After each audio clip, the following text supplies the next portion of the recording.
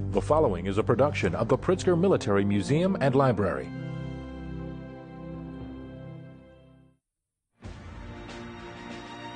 Bringing citizens and citizen soldiers together through the exploration of military history, topics, and current affairs.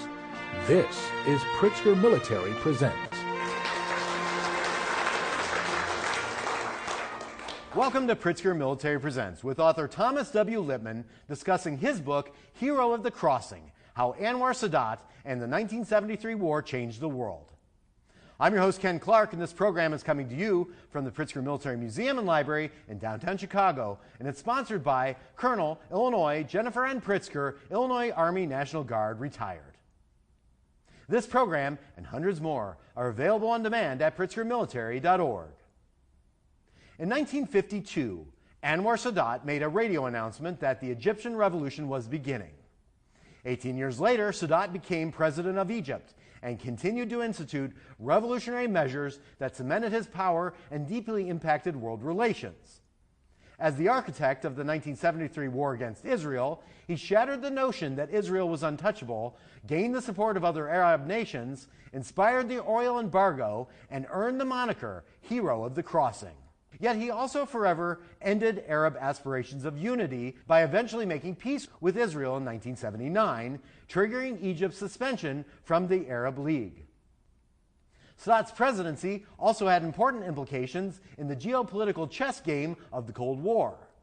Early in his presidency, Sadat jettisoned Egypt's alliance with the Soviet Union in favor of the United States, thereby handing the West a crucial ally in a critical region. Islamic activists, originally encouraged by Sadat, played a role in his assassination. The descendants of these activists, including the Muslim Brotherhood, continue to enact their own revolutionary vision for Egypt's future in the present day. In his book, Thomas Lippman reflects on his time living in Egypt following the 1973 October War, his personal relationship with Anwar Sadat, and the wide-ranging impacts of the era. Thomas Lippman is an author and journalist who has written about Middle Eastern affairs and American foreign policy for 4 decades. He specializes in Saudi Arabian affairs, U.S.-Saudi relations, and relations between the West and Islam. He is a former Middle East bureau chief of the Washington Post and is the author of 7 books and numerous magazine and newspaper articles about Saudi Arabia, the Middle East, and Islam. Lippman is currently an adjunct scholar at the Middle East Institute in Washington and was the Edward R. Murrow Fellow at the Council on Foreign Relations. Please join me in welcoming to the Pritzker Military Museum and Library, Thomas W. Lippman. Good evening, ladies and gentlemen. Thanks for being here. It's a pleasure. Thanks to the Pritzker Museum for inviting me to make this presentation. So go back to the early 1970s, and you ask yourself the question, what kind of national leader would start a war he knew he could not win? Why would you do that? In the early 1970s, strategy planners in the United States, the Soviet Union, and Israel asked themselves that question time and again.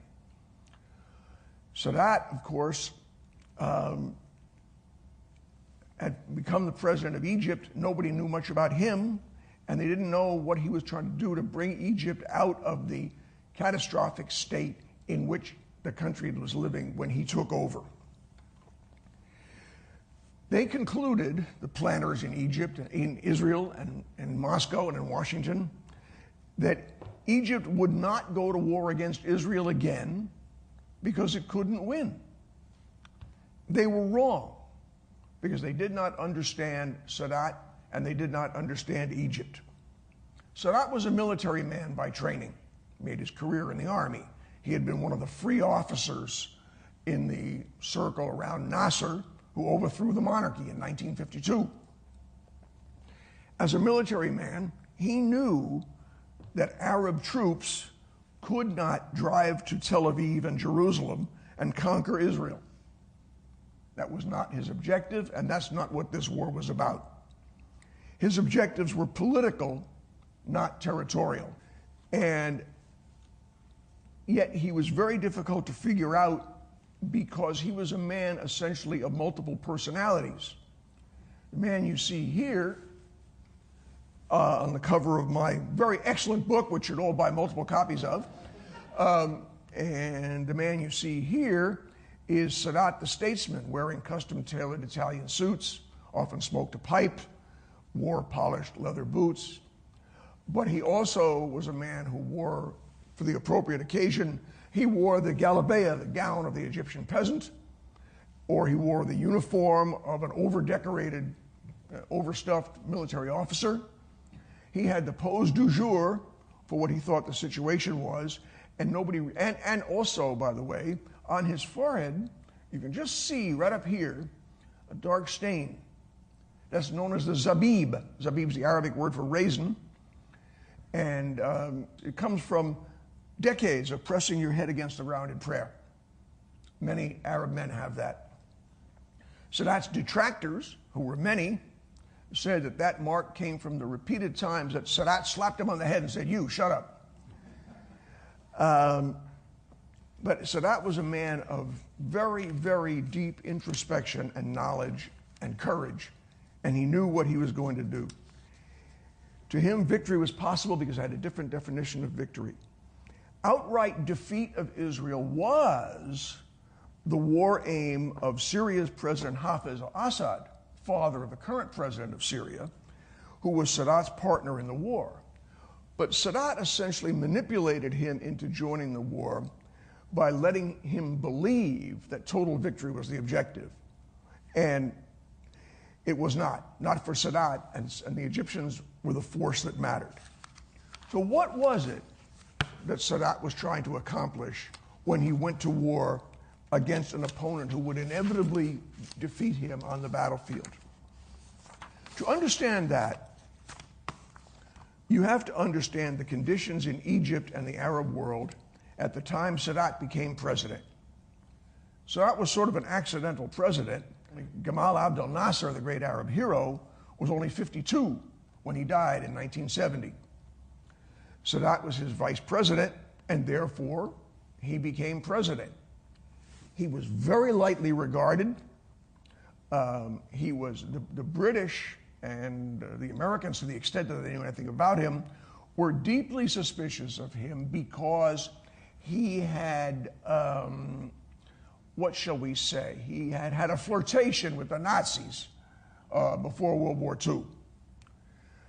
And yet he had no accomplishments of his own that anybody knew about. The United States was particularly unable to grasp him because the United States had no diplomatic or intelligence representation in Egypt. Relations had been broken at the time of the 1967 war. And so we were totally out of the picture on what was going on in Cairo. When Sadat became president, he inherited a prize of dubious value. Egypt was economically, politically, militarily, and spiritually bankrupt. Nasser had been the great hero of the Arabs. Millions of grieving, shrieking people poured into the streets of Cairo for his funeral. But the fact was that Nasser had led Egypt to disaster.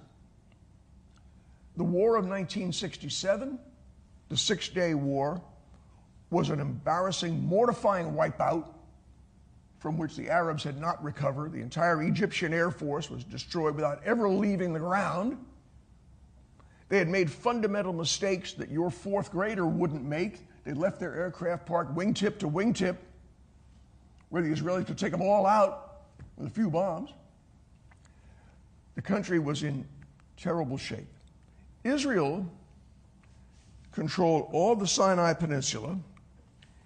Here you'll see Egypt is at the left here. At the tip of the Red Sea, you'll see the dividing line between Egypt proper and the Sinai Peninsula, which is the part between Egypt and Israel. And you can see how small Israel is compared just to the Sinai Peninsula, let alone the whole rest of the Arab world. But Israel controlled all of the Sinai Peninsula. The Suez Canal, which linked the Red Sea to the Mediterranean, an economic lifeline for Egypt and one of its few sources of convertible currency, had been closed since the '67 war and remained closed. It was clogged with maritime wreckage. The entire economy of Egypt the country was destitute. The economy had been ruined by a generation of fruitless war and by Nasser's imposition of Soviet-style nationalization on the economy. All enterprises, cotton farms, grocery and department stores, insurance companies, banks, industries, apartment buildings, the state airline, were owned by the state and run by sycophants and incompetents. Tourism, another staple of the economy, had dried up because the country was officially still in a state of war. Cairo's buildings were sandbagged. And the Red Sea coast, which today is lined with resorts, was entirely off limits to foreigners because it was a war zone. Egypt was destitute and had no prospects for becoming undestitute, you might say. The Egyptian pound was worthless outside Egypt. And even inside Egypt, there were 3 different exchange rates. The result was that nobody paid the list price for anything except the poor sucker man in the street for his lunch of bean sandwich and slice of watermelon. He paid the real rate. I didn't, right? And nobody else did either.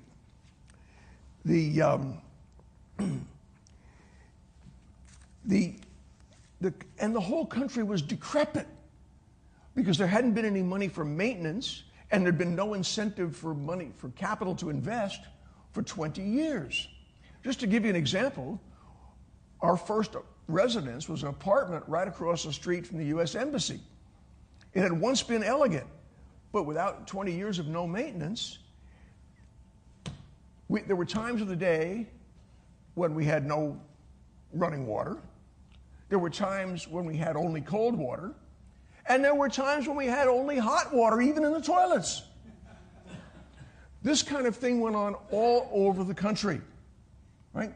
When our telephone service went out, not that there was much telephone service anyway, after 8 o'clock in the morning you couldn't get a dial tone because thieves had stolen the copper out of a telephone system that had been installed by the French, heaven help them. And so, but when the telephone service went fully out, we sent the gardener across the street to talk to the Pepsi vendor who went off to see we know not who and who came back and got the service restored. Right? I mean, it wasn't an actual functioning country. And because there was no telephone service, business people wouldn't invest even when the economy was opened up. And you wouldn't rent an apartment unless it already had a working telephone in it because you couldn't get one. And we were there when the first big investment prize of Sadat's proclaimed opening of the economy arrived. Xerox Corporation opened a regional office in Cairo. And they put a full-page ad in the Cairo newspapers announcing that they were opening their office. But they didn't list a phone number. That's because they didn't have a telephone. That's because Xerox wouldn't bribe anybody. And the state wouldn't actually give a telephone to this major investment American corporation. Right? I'm telling you, and the buses all ran on a tilt like this because guys were hanging out the windows. I mean, you'd see feet of people, going through the window. It was really amazing. Public places reeked of urine. It was a very, very interesting place to live. Strategically, Egypt was totally dependent on the Soviet Union for military equipment and training. The Soviet Union had 15,000 approximately military trainers and advisors based in Egypt, but refused to deliver all the equipment that Sadat wanted to rebuild the military strength that had been wiped out in '67. And what equipment the Soviets did deliver, they insisted that the Egyptians pay for. This was not military aid, this was military sales. Problem with that was that Egypt didn't have any money. And so a lot of the payment was through barter deals with Warsaw Pact countries. I mean, my favorite was a time the Bulgarians, who took orders from Moscow, sent 10,000 sheep for the feast at the end of Ramadan in exchange for a cargo of Egyptian wine. Ladies and gentlemen, if you've ever had Egyptian wine, you know the Bulgarians got the short end of that deal. Egypt's dismal performance in '67 had reflected badly on the armed forces of both Egypt and the Soviet Union, because the Soviet Union provided the equipment and the training for the Egyptian armed forces. By the time Sadat took office, the Soviets did not want the Arabs to go to war again for fear of another humiliating failure of Soviet equipment and training that would undermine the Soviet Union standing throughout the Arab world, except down in the Arabian Peninsula, where all those little monarchies and Saudi Arabia were rigorously anti-communist. The Soviet Union was by far the dominant external power in the region at the time, strongly influential in Iraq and Syria, as well as in Egypt, and soon, and by the early 1970s, also in Libya. And as for the United States, Cairo and Washington have broken diplomatic relations, and so few people in Egypt took seriously the possibility of going back to war. They didn't have the money, they didn't have the training. How could Egypt confront Israel on the battlefield under those circumstances? But Sadat knew two things, and I give him full marks. I got to know Sadat pretty well. I spent a lot of time with him. Egypt desperately needed peace with Israel for all the reasons I just gave you. There was no other way out. And Egypt could not afford a perpetual state of war. And Egypt could not make peace from a position of defeat and humiliation. Would have amounted to surrender. It had to achieve credibility. Sadat understood that he could not regain the Sinai. The Arabs could not regain any of the land they had lost in '67 until he could force Israel to negotiate with him as an equal. He couldn't do that without going to war.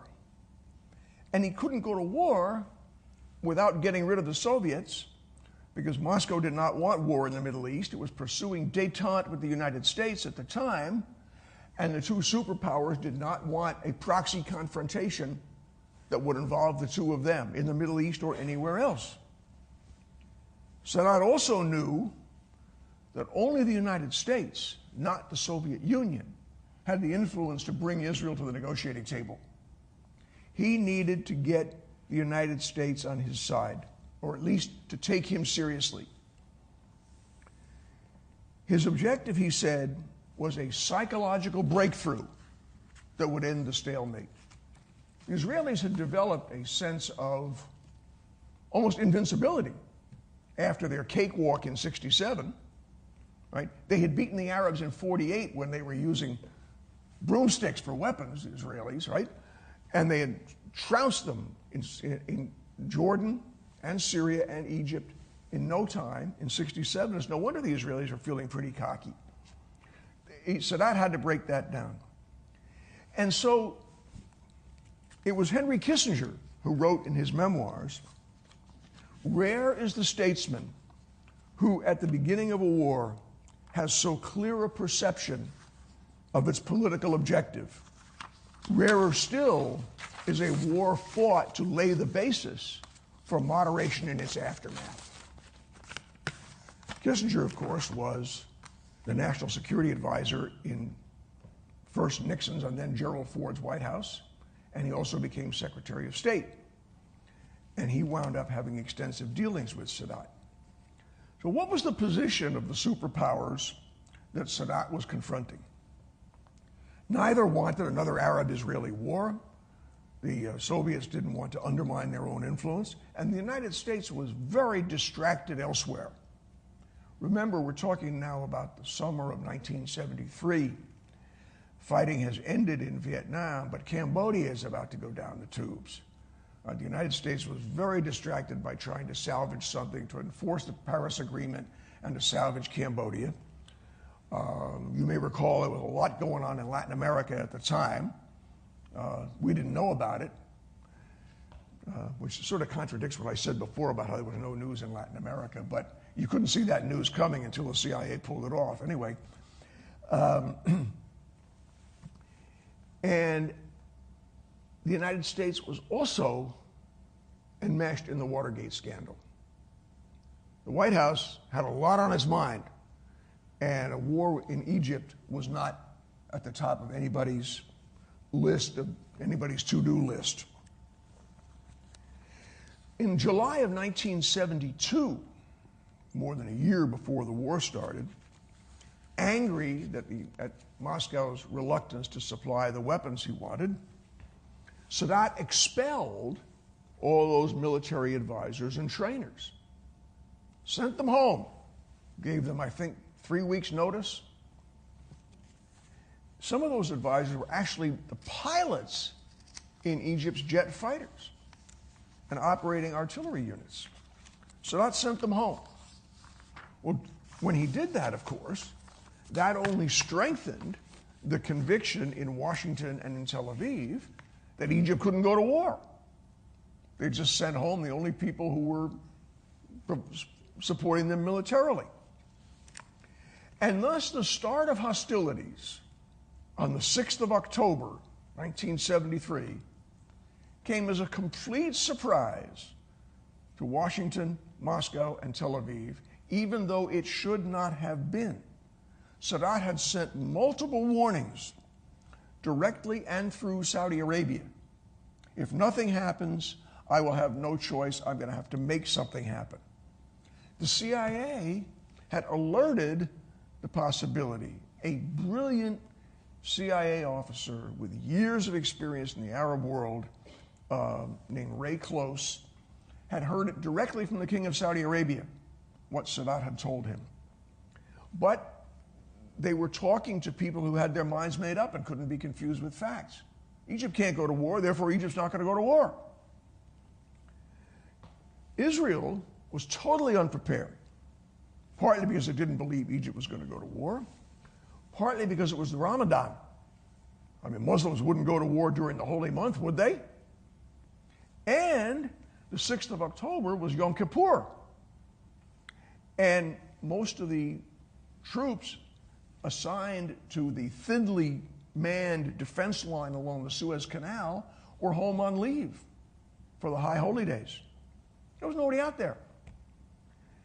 Twice earlier that year, as part of its preparation for going to war, Egypt had feinted. Egypt had moved troops toward the canal, which was the dividing line between Egyptian troops and Israeli troops, in a feint. Both times, the Israelis had mobilized. They were not going to be fooled a third time. And so when Egyptian troops again began moving up toward the Suez Canal in September of 1973, the Israelis said, fool me once, fool me twice, but not 3 times. We're not doing that. So they didn't mobilize. On the 6th of October, day now a national holiday in Egypt, at 2 p.m., Egyptian forces began crossing the canal on pontoon bridges. Why at 2 p.m.? So the afternoon sun would be in the eyes of the defenders. Right? If you've ever been out in the Egyptian desert, you'll know what a powerful force that is. Right? They succeeded in crossing the canal. The Israelis had built essentially a giant sand wall on the eastern bank of the canal. The Egyptians had acquired, I still don't know where, some just basically very, very powerful water hoses with which they blasted away the sand. So then they loaded tanks on trucks, put them on pontoon bridges, and rolled across. And the Israelis were caught completely flat-footed. At the same time, Syria and token contingents from Saudi Arabia and Iraq attacked on the other front on the Golan Heights. So this war, keep in mind, was fought entirely on Arab soil. Every last shot was fired on territory that the Arabs had lost to Egypt in '67. Israel was not invaded, and the Arabs were fighting to reclaim land that they regarded as rightly theirs anyway. And in fact, nobody disputed that. The UN agreed with them. And because the heaviest fighting was in the Sinai Peninsula, the war resulted in very few civilian casualties. There's nobody out there. And there were no refugees. So you had this mammoth war that went on for 3 weeks, in which the combatants deployed more than 8,000 tanks. Right? And yet, when the war ended, no refugees went home, no destroyed villages needed to be rebuilt. When the war ended, it ended, and it was a war fought without place, you might say. I'm sure if you've been in this hall before, you've heard all about, let's say, what happened in Europe in World War I, right, or in Korea. But this was different. So, the Egyptians crossed the canal into the Sinai. The Israelis had built what they called a defense line known as the Bar-Lev line, which was a line of fortifications that the Egyptians quickly overran. Chaim Herzog, an Israeli general who later wrote a pretty good book about the war from the Israeli perspective, pointed out that to build the fortifications of the Bar-Lev line, the Egyptians had ripped up a rail line across the Sinai that had been built by the British and used the parts to build the fortifications. So guess what? When the Egyptians attacked, there was no rail line to carry Israeli reinforcements to the front. Right? It took several days for the Israelis to get their act together. So the combatants deployed more than 8,000 tanks. In 3 weeks, more than 8,500 Arab fighters died. And the Israelis lost 2,200 soldiers and airmen, equivalent in the percentage of population to 200,000 Americans. The situation was a little more complicated on the Golan Heights front, partly because you had Iraqis and a token contingent of Saudis joining, and because the terrain wasn't flat. It wasn't really suitable for tank warfare up there. But Syrian forces did advance down across the Golan. In the Sinai, the Israelis quickly counterattacked, and their counterattack failed. Now, I'm not a military tactician. My military service was brief and undistinguished. But I've read enough about it to know that the Israelis made a mistake that's now taught in tank warfare school at Fort Knox or wherever the artillery school is now in the U.S. Army. They sent tanks to counter the Egyptians with no infantry backup. And the Egyptians had acquired a new generation of anti-tank missiles that blew up those Israeli tanks. There was nobody behind them. So the Egyptian tanks just kept rolling. There was a vacuum behind where the Israeli tanks had been. By this time, you have what amounts to a full-scale panic in Israel. It's true that the Israelis had great advantages. They had better weapons and were better at using them, and they had better officers. The Egyptian officers were trained by the Soviets, and therefore they were doctrinally and tactically rigid. They were unable to make unorthodox decisions on the fly.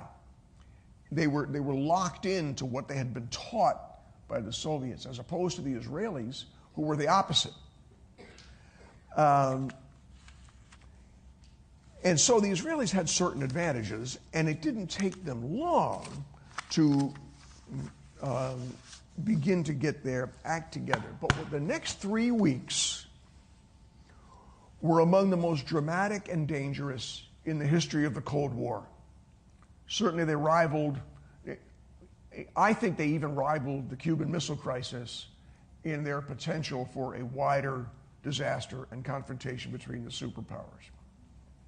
First, the United States and the Soviet Union undertook massive extended airlifts to their clients of ammunition and material.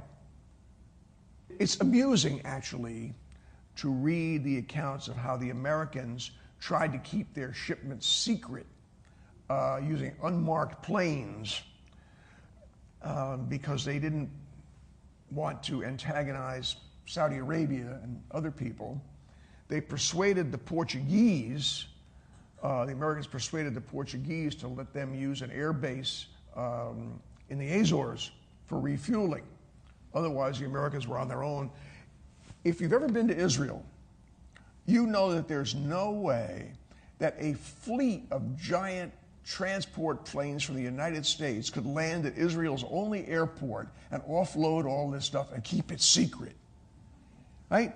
I mean, in Israel, nobody keeps his shoe size secret, let alone a giant, spectacular military event such as this. Everybody knew about it right away, thereby ensuring that all the rest of the Arabs would be furious at the United States. Sadat and Assad split over whether and when to agree to a ceasefire ordered by the UN Security Council, and they would pretty much never be reconciled. Kissinger, in the middle of all this, flew to Moscow at the invitation of Brezhnev to try to negotiate the terms of a ceasefire. While he was in the air, the Saturday Night Massacre went down in Washington. So you can imagine Kissinger's negotiating position in dealing with the leader of the Soviet Union when behind him, right, Nixon has, well, you all know what the Saturday Night Massacre was. The Israelis, rallying and now resupplied by the United States, retook the Golan after fierce fighting. They bombed Damascus, and after a week or so, the Israelis, in effect, had an open road to Damascus. Had they wished to, they could have kept going and perhaps even taken Damascus. But instead, what they did was they stopped in place and transferred resources to the Sinai front rather than sending them down into mainland, into Syria proper. Having rallied in the Sinai and now reinforced by the Israeli troops who'd been in the east, the Israelis actually recrossed the canal on their own. Ariel Sharon, whom you may remember, a redoubtable military leader, led an Israeli detachment across the canal, even out ahead of his orders, by the way. He was making it up as he went along. Once he did that, they laid their own bridges across the canal and went across, and they encircled the Egyptian Third Army, which was still on the east bank of the canal. The fate of the Third Army was to become the most important issue of the next 10 days to 2 weeks. The UN ordered a ceasefire, which everybody officially accepted. But with the tacit or implicit consent of Kissinger, the Israelis used the 12 hours before the ceasefire went into effect to encircle the Third Army and put themselves in a position to annihilate this entire Egyptian Army Corps. Brezhnev, the leader of the Soviet Union, then threatened unilateral military action. He asked the United States for joint military action to save the Egyptians. The United States was not going to join in any military action against the Israelis. Brezhnev then threatened unilateral military intervention against Israel to save the Third Army. The result of that was a late-night White House meeting in which the entire United States military was put on a state of nuclear alert known as DEFCON 3. That's the highest state of nuclear alert, short of actually sending the weapons out there and taking the lids off the missile silos. It is still not clear if Nixon himself, sulking and drinking upstairs in the White House when that meeting started, ever actually knew about the decision to go to DEFCON 3. The next day, Sadat asked Nixon for help. Remember that this is a country with which Egypt has no diplomatic relations. But it was an opportunity, in a way, for Sadat to bring himself more to the attention of the Americans. It would have been an extraordinary turnabout that was, of course, out of the question. But Kissinger was furious not at Sadat, but at the Israelis, because he thought that the Israeli action in taking advantage of the ceasefire to strengthen their position had put the world in danger of nuclear war because of Brezhnev's answer. It has never happened that a small country is producing a war in this manner, he said to Simcha Dinitz, the Israeli ambassador. You will not be permitted to destroy the Third Army. And by the way, those of you who don't know this, would be interested to learn, that Kissinger's office conversations, just like the White House conversations, were recorded. And you can buy the transcripts of Kissinger's phone conversations, right? And it's remarkable. You should hear what he had to say about Golda Meir. Oh my goodness. And whom Nixon loathed, by the way, right? But Kissinger said things about Meir's appearance that today would inflame the Me Too movement and drive him out of office in about 15 minutes, right? And although Kissinger was as Jewish as the day is long, he essentially deferred to Nixon's anti-Semitism, and now he was furious at the Israelis, and so they were both really angry at Meir, and they wanted to pull something out of this that would not let the Israelis simply consolidate all their gains.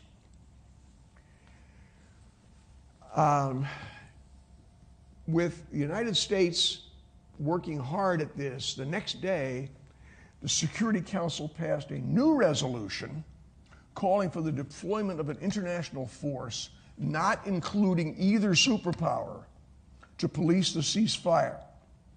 So Brezhnev backed off, and the danger of escalation and a wider war receded. Even though the Egyptian Third Army was still encircled, it took days to negotiate the terms by which the Israelis would allow food and water to be delivered to the Third Army, but the shooting basically stopped when that ceasefire was imposed. What remained was negotiating a disengagement, troop disengagement, and ceasefire lines that would be not permanent, but at least would be honored by both sides. Though the negotiations to do that produced the so-called Kilometer 101 negotiations, so-called because that was the milepost where they took place in a tent by the side of a road across the Sinai. The Kilometer 101 negotiations were, in a sense, a huge moral victory for Israel because they represented the first time any Arab country had sat down and negotiated one-on-one with the Israelis, which the Arabs had always refused to do because they didn't recognize the existence of Israel. But Sadat had achieved his strategic aims, which, you may, as we said, did not include seizure of territory by force. Arab troops had fought relatively well and had restored Arab honor. He had the full attention of the United States.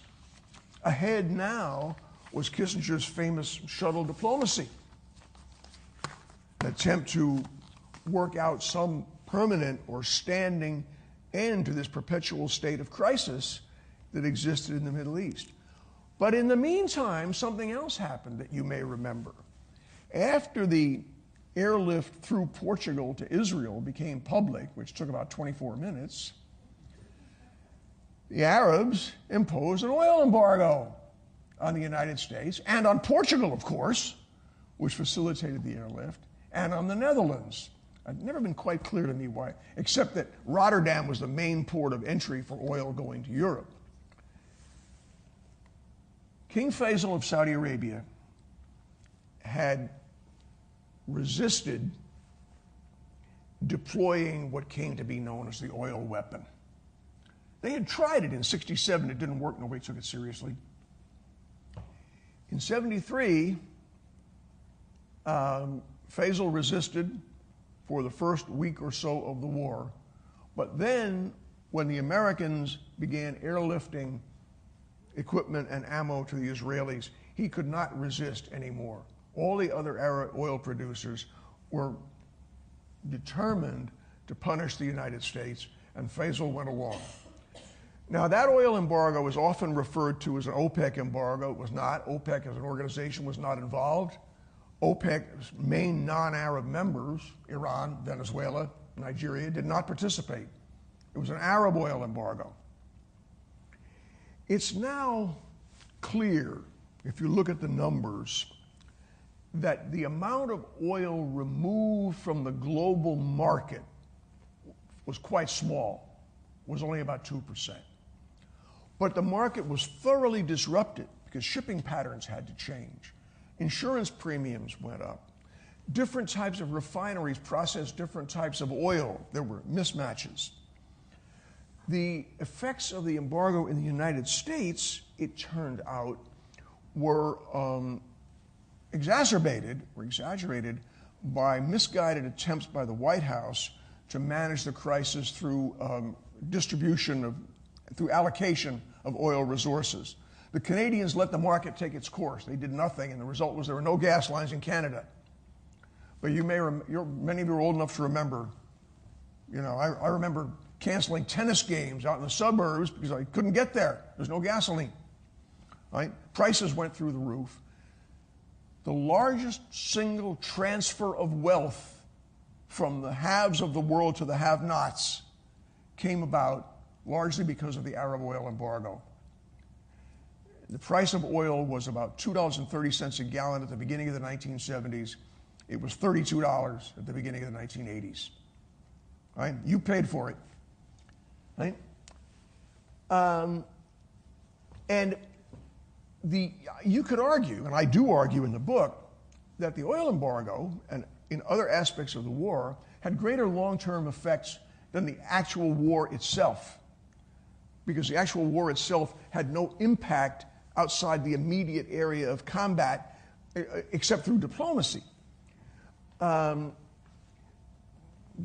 the impacts endured in the United States to this day. That's what gave us the 55-mile-an-hour speed limit, for example, right? And CAFE standards. All of it was a result of the gasoline shortages of the 73 war. There were other long-term outcomes. For approximately a century, or ever since the end of the Ottoman Empire, the Arabs had espoused, in theory if not in practice, the goal, the dream of Arab unity and solidarity. Arab political thinkers talked of what they called al-Watan al-Arabi, the Arab nation, capital A, capital N. It wasn't about Islam, it was about Arabism. Pan-Arabism was a political philosophy that underlay the workings of the Ba'ath Party. When I went to Iraq for the first time in 1976, I learned that under the Ba'ath Party, any Arab citizen of any Arab country could go to Iraq without a visa because all Arabs were one watan. And it was strictly secular, not about Islam at all, because the founder of Baathism was a Christian. And so this dream of Arab solidarity went out the window when Sadat cut a deal with Israel and basically jettisoned the Palestinians in the peace negotiations that followed the war. Sadat discovered that Egypt was an African country. Just go right up the Nile. As soon as you get to Aswan, where the dam is, the music changes. Instead of hearing Arab music, you hear African music. And so as Sadat turned south and proclaimed himself the leader of the African nation, right? Arabism was part of the bleeding heart of Egypt. One of the things that brought about Sadat's assassination was his abandonment of the Arab nation. And by bringing the United States back in and returning Egypt around, this giant aircraft carrier known as Egypt turned around and sailed right into the harbor of the United States after the war. By 1976, the biggest United States foreign aid program in the world was in Egypt, where there hadn't even been any diplomatic relations 3 years earlier. Right? That put an end, that began the eclipse of Soviet power in the Middle East. A huge turnaround in geostrategic terms. Furthermore, the de facto abandonment of the Palestinians, who were not involved in the fighting, who weren't involved in the post-war discussions, and who essentially got left on the cutting room floor at Camp David, ensured that the cycle of enmity would continue as it does to this day. So one way to think of the 1973 Middle East War, known in Egypt as the Ramadan War, known in Israel as the Yom Kippur War, is that it was sort of the Middle Eastern equivalent of the Tet Offensive. In the Tet Offensive, the VC lost every battle and the Vietcong cadres were wiped out. But it was a spectacular political victory because Walter Cronkite went on television and said, "We're not winning." And it did a great deal to change American attitudes about the war. Sort of the same thing happened. The Israeli sense of invincibility, of contempt for the Arabs, was punctured permanently. And the psychological breakthrough that Sadat sought happened. And as you all know, within 6 years of the start of the war, less than 6 years, Egypt had indeed regained every square centimeter of the territory that had been lost to Israel in 1973. Sadat always said that was his negotiating objective, not his military objective, and he did indeed bring it about.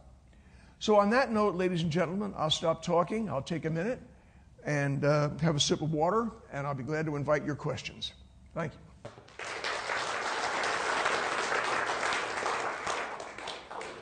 Sadat could not have been so clever to know what was going to happen to Nixon and that Carter would follow him up with the Camp David Accord. So how clever could he have been? I mean, he got the Sinai back at the end of the Camp David Accord. So how much of a role did the Carter administration play in that negotiation, and how much was Sadat capable of bringing that about regardless of the American political process? The American political process went on. I mean, the election of Jimmy Carter was a totally unforeseen event, as you can imagine, but so was, in the spring of 1977, the election of Likud under Menachem Begin in Israel. And Carter, unlike Nixon, made it his business to try to achieve peace in the Middle East. Of course, Sadat could not have done that on his own, but you may remember, as I said, he knew that only the United States could bring Israel to the negotiating table. Theoretically, all during the time up to and right after the war, theoretically, everybody was committed to going to Geneva and having a huge negotiation that would agree on some peace in the Middle East, right? The Israelis refused to deal with the PLO, and so you couldn't have a pan-Arab delegation, right? The Egyptians wanted to negotiate separately. The Arabs couldn't agree on who would represent whom. Geneva was going to be a complete fiasco, and so there had to be some new diplomatic formula. It got as far as the Sinai II ceasefire, as it was known, which was quite a diplomatic landmark in its way because it did involve an extensive pullback from part of the Sinai by the Israelis, right? Camp David was essentially a shot in the dark by Jimmy Carter. Sadat was very disappointed in what had happened after 73 because there was no peace agreement. The Americans didn't force Israel to accept any peace agreement. The Soviets had lost their influence. And so basically nothing further happened after the Sinai II ceasefire agreement, right? And in 1977, there were two events that sort of forced this situation, neither of which Sadat controlled. One was the so-called bread riots in Cairo, which were in January, I believe, of 77, when the International Monetary Fund, in true IMF style, forced the Egyptians to eliminate subsidies on staple foods and products and cooking oil, and the result was 3 days of riots that crippled Cairo and Alexandria and made it clear to Sadat that the urgency of peace was just as great as it had ever been. Right? The second was the election of Likud in Israel. It's very instructive to go back and read the platform on which Likud went to the Israeli electorate in the spring of 1977. It said about what we call the occupied territories, we took them fair and square, they're ours and we're keeping them. Well, if that was the Israeli position, Sadat couldn't break that down in Israel. Only the United States could break that down. And Jimmy Carter knew that. And by that time, Sadat had established a reputation as a courageous leader and a statesman, and Carter really had no idea of how difficult it was going to be to bring that about. But you're correct that Sadat didn't do that on his own. In the early 50s, when Nasser kicked... I wasn't born yet. Okay, I was. No, I was, really. When he kicked all of the Europeans out of Egypt, the effect of throwing everybody out, what effects did it have on their economy, in general? Why did he do it? What was the benefit to Egypt to throw all the Europeans out? How much time do you have? That's a wonderful question. And you know, 2 years ago, I guess it was, I went back and I reread the entire Alexandria Quartet. I read Lawrence Durrell's great quartet of novels about Alexandria in the late 40s. As late as the 1970s, you could still go to Alexandria and see the faded signs of cosmopolitan Mediterranean Egypt.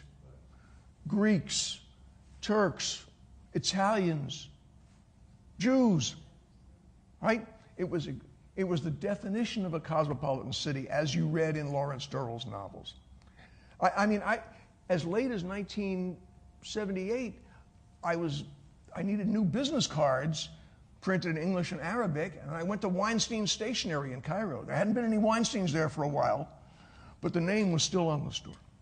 Nasser did it, I think, because he believed that Egypt under the monarchy had been corrupted by colonial influences and European manipulation. Right? It's not exactly as one of our council members in Washington said earlier this month, that the Rothschilds control the weather. It wasn't exactly that, but there was this sense that the Egyptians were not in charge of their own country. And so Nasser drove them out. The effect, in my opinion, was disastrous, not just socially, but economically and in terms of management, partly because so many of those people controlled so many businesses and were so important in education and so on. The Egyptians lacked competent personnel to do those jobs, and a lot of the markets for Egyptian products died up because they'd been sent to Greece and France and Italy and Turkey. I think the result was the creation of a country that was intensely proud of its own culture, but became intolerant of the culture that had made it a modern country. You know, the Egyptians didn't like to be reminded that it was an Englishman who found King Tut's tomb, not them. You know, that sort of thing. And it rankled them. And Nasser used that to appeal to the masses. What was Syria's objective in 1973? Was it simply to get back the Golan, or did Syria's objective extend beyond that? Hafez al-Assad was as inscrutable as Sadat was open. And I'm not aware that Assad ever fully told the whole truth about anything to anybody outside his own circle. My understanding is that Assad believed that this was going to be the all-out war against Israel that the Arabs had failed twice to organize correctly and to prevail in. And what would have happened if he had retained control of the Golan and been able to continue the fight is not clear to me. I think his objective here was to march down into Israel proper and to join up with the Egyptians coming from the west. The Israelis would be fighting a two-front war, and they'd put the squeeze on them. I think that's what he wanted to do, but he was forced to accept a ceasefire because the Israelis defeated him. What would have happened if he had achieved his military objectives? I don't know. I know that's not a satisfactory answer. But if you read Patrick Seale's great biography of Assad, I think you still won't have a satisfactory answer. One book I read on the 73 war says that the Syrians were really, and if you look at this map, in a position to get into Israel fairly quickly because they had overrun the initial lines on the border. But the Egyptians consolidated their gains in Sinai and actually stopped their advance on the second to third day. And the Syrians did the same, even though they were in a position to do much more damage. The Egyptians would have had to go another 100 miles, 150 miles, whatever, to get to Israel. Syrians were a few miles from the border. So it looks like Syria sort of followed the lead from Egypt. Is there any diplomatic cables or information to suggest that? Yeah, I think my understanding is that once the Egyptians quickly outran their supply lines, right? And once they got to, you remember the Gidi and Mitla passes? They were never going to go through those passes, right? They understood that they were never going to be able to get through there. So they stopped after the initial gains. Assad was furious, but once Sadat accepted a ceasefire, he couldn't go on fighting. The Syrians couldn't go on fighting without the Egyptians. That's my understanding. The first ceasefire by the UN, why did Israel agree to that so quickly? Well, they had no reason not to. I mean, Israel put itself in a position where, had it wished to, it could have marched all the way to Damascus and Cairo. But then what? They'd be the dog that caught the car. Right? What were they going to do? Cross the canal and march all the way to Cairo? Then what? This way, I mean, Israelis were dying at a politically unacceptable rate in that war. The labor leadership, the prime minister, the defense minister, they were widely excoriated by the Israeli population. That's one thing that led to the election of Likud in '77, because of the casualty rate during that war. Israel was happy to stop the fighting. They had succeeded in defending themselves. They were not going to be overrun, but where were they going to go? And then one other quick question. Why did Xerox go to Cairo? After Sadat went to Jerusalem and we got back in the good graces of the United States, the Egyptians announced the intifah, the opening. They were going to open their economy to foreign investment and come back into the world economy. And they actually did, to some extent, de-socialize. Right? I once interviewed the guy whose job it was to give back properties to people from whom they'd been seized by the state. They passed an investment law that encouraged foreign investment. And after Sadat went to Jerusalem, President Carter sent his buddy, a bustling Texas lawyer, a prominent Democrat named Bob Strauss, right, of Aiken, Gump, Strauss, Hauer, and Feld, into Egypt to assess the investment situation and try to drum up American investment. Xerox didn't have to invest much. All they had to do was find an office, because they were going to be a regional information and center and a marketing center. They weren't going to have a warehouse. It didn't require much investment. But you had a country of 45 or 50 million people that had now embraced the United States. American cash was pouring in there. It looked promising. Little did they know. You referred earlier to your experiences with Sadat. I wonder if you would be willing to reflect on your personal interactions and experiences and reflections on him. Sadat did his homework, right? The first time I had an official interview with him, he was very well prepared. He knew me, and he knew all about Katharine Graham. Right? He said, yes, that's Mrs. Graham's newspaper. Oh, Newsweek too, right? Because the Post owned Newsweek at the time. And he would, when you asked him a question, he would puff on his pipe, right? I mean, whatever's the opposite of tweeting, right? That's what Sadat did, right? He could be very thoughtful. He had an excellent sense of humor, and he was great with the press corps. I mean, he was better than anybody except Henry Kissinger at flattering the international press. Sadat understood that journalists are like puppies. You tickle their tummies and they'll follow you anywhere, right? And he was really good at it. One day there was a fairly large gathering at his residence, one of his residences on the Nile. And we were all sitting there, and Sadat came in his $1,000 Italian suit, cheery good morning for everybody, made sure the Israeli journalists were now allowed in, got seats in the front row. I mean, he went out of his way to flatter the press corps. And he was pretty good on TV. And he was a theatrical personality.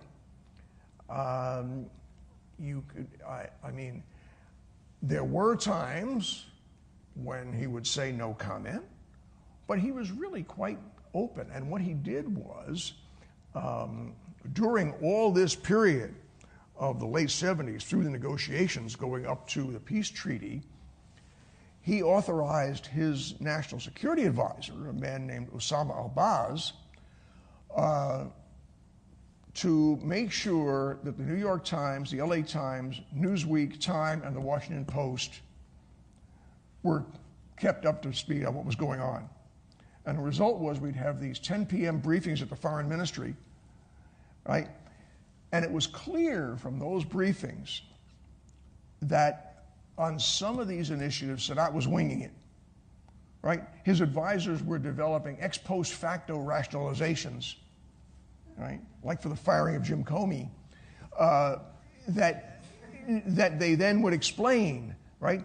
Whereas in fact, they hadn't known that he was going to say that or do that. He was fascinating to cover.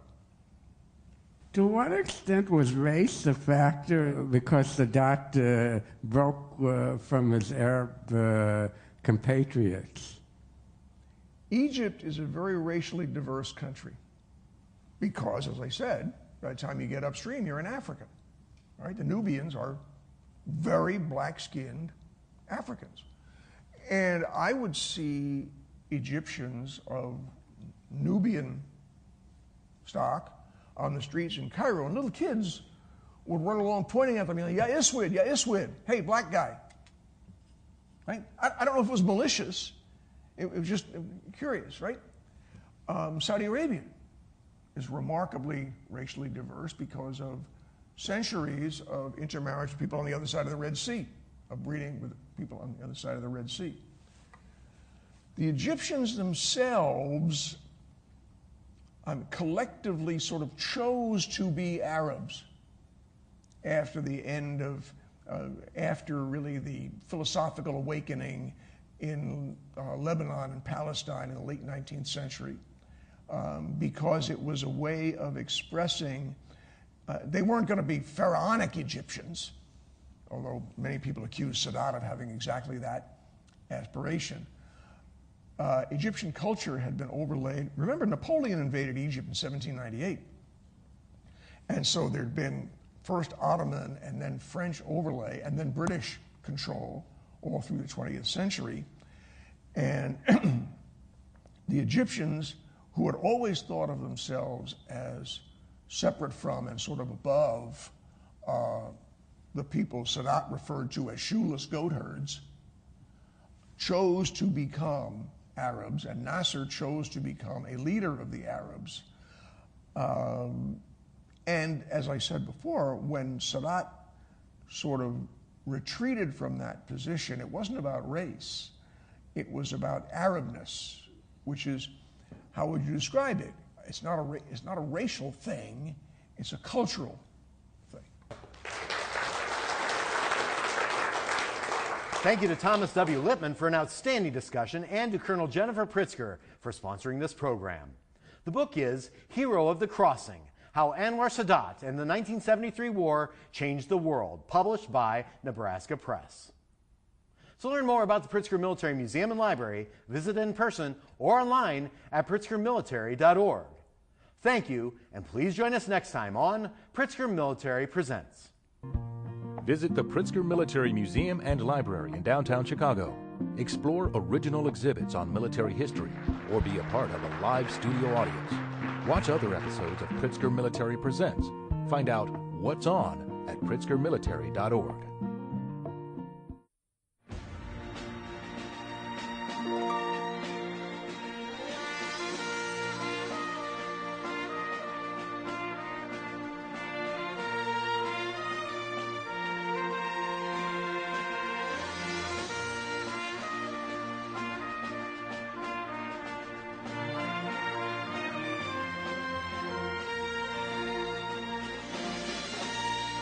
Pritzker Military Presents is made possible by members of the Pritzker Military Museum and Library and its sponsors. The views and opinions expressed in this program are not necessarily those of the museum and library.